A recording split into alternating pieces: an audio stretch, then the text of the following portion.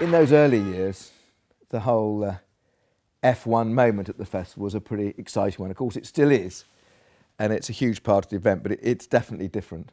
And Nick's fantastic run, his 41.6 record, in some ways was a fantastic moment, but in some ways it kind of burst the bubble. The McLaren have always been a huge part of Festival Speed, and it's been brilliant for me to be so close to them. And 1999, Ron and the team decided they were going to go for the record.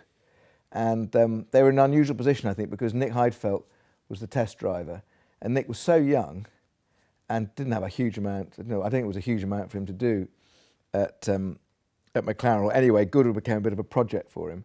He came probably for 3 years on the trot. Nick obviously felt very up for it. And I think McLaren, well, I know for sure that a few team principals made it very clear to Nick he needed to do the business, which may not have been the most responsible thing to have said, but anyway, that he, if he was going to go up, he better not come back without it. It should be quicker than last year, but it's not most important here to be quick and set quickest time. It's more important to bring the car up there without crashing, because otherwise it would be bad for me and bad for the whole event. So we see what I can do. In their normal style, I think McLaren even built a special gearbox for him, sitting there, car jacked up, lights go green, all the wheels go on.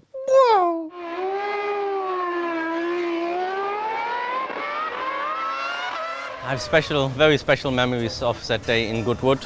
Not only because of the day itself, but also because of what happened and still happens afterwards. Still, to this day, I have so many fans coming up to me, not only in the UK, but I'm sure even here in Zurich over the weekend there will be some people coming and saying, I was there back in '99, on that day I watched it live, and if I see it now on TV it looks a bit crazy. It didn't feel that mad from inside the car.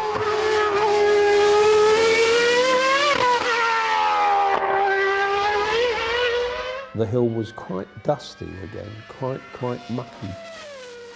The underwing surfaces on the McLaren accelerated the airflow anyway.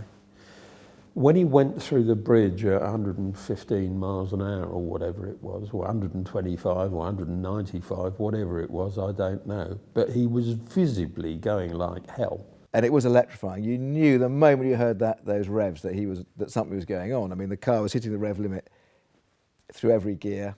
He was absolutely screaming, and the whole place kind of went quiet.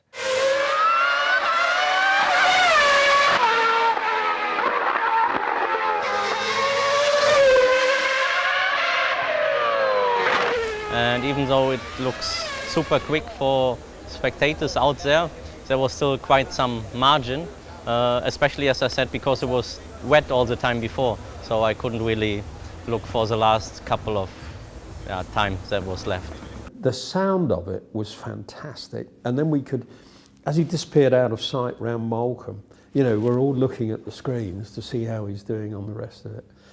But you could hear the wail of the engine coming up over the woods, all the way up.